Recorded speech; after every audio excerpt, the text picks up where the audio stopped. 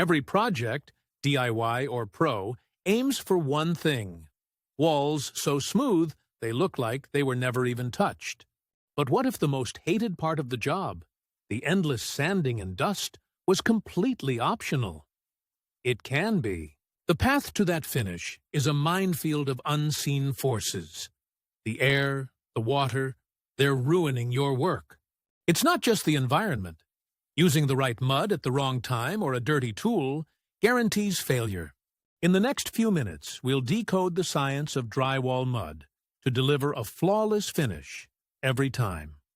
Before you open a bucket, you must control the room. You are battling an invisible enemy: humidity. Too much moisture in the air dramatically slows drying time. This isn't just an inconvenience, it invites mold. Too dry? The compound loses water too fast, causing it to shrink and crack as it sets. The same goes for temperature. The pro's sweet spot is a stable 55 to 75 degrees Fahrenheit, with 40 to 60% humidity. A hygrometer is vital. Once the room is right, the wall itself must be perfect. Any dust or loose paper acts as a barrier, preventing adhesion. So, you've controlled the air and prepped the wall. Now for the mud. But did you know there are two distinct types? This is the most critical distinction. Standard compound hardens slowly by evaporation, but setting-type mud, or hot mud, is different. It hardens with a chemical reaction. Because it sets chemically, humidity is irrelevant. It's fast, incredibly strong, and barely shrinks. This makes it perfect for a super durable first coat. This chemical reaction is a timer you can't stop. But what if you could control it? Soon you'll learn how water temperature puts you in command.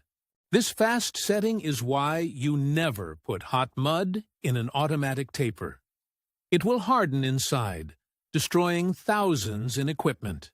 And that reaction is sensitive. A film of old mud in your bucket contains crystals that make your new batch set uncontrollably fast. So hot mud is for strength and speed. But for the ultimate finish, you need drying compounds. Let's cover the main types. First is a lightweight compound. It's easier to work with and sand. Better yet, it shrinks up to 33% less than all-purpose mud. For your final coat, use topping compound.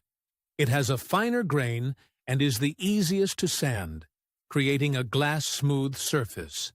You have the right mud for each coat, but how should it feel? Getting the consistency right is where most people fail.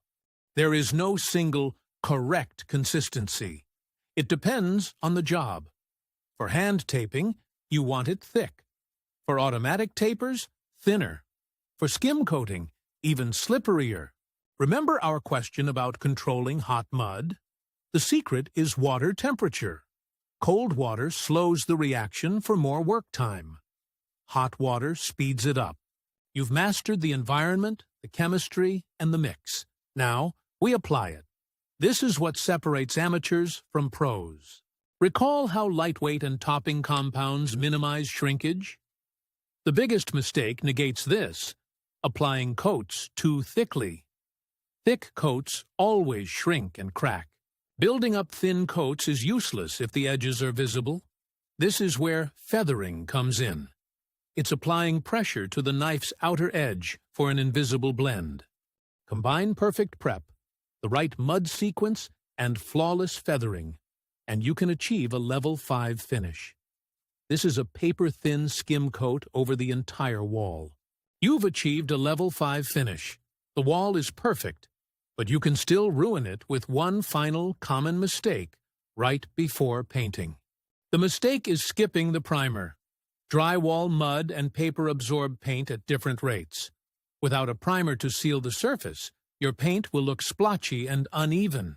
Now that you've mastered the fundamentals, let's return to the secret we opened with: eliminating sanding. Specialized additives transform mud to behave like plaster.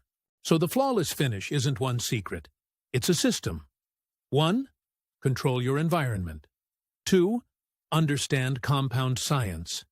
3. Perfect the mix. 4.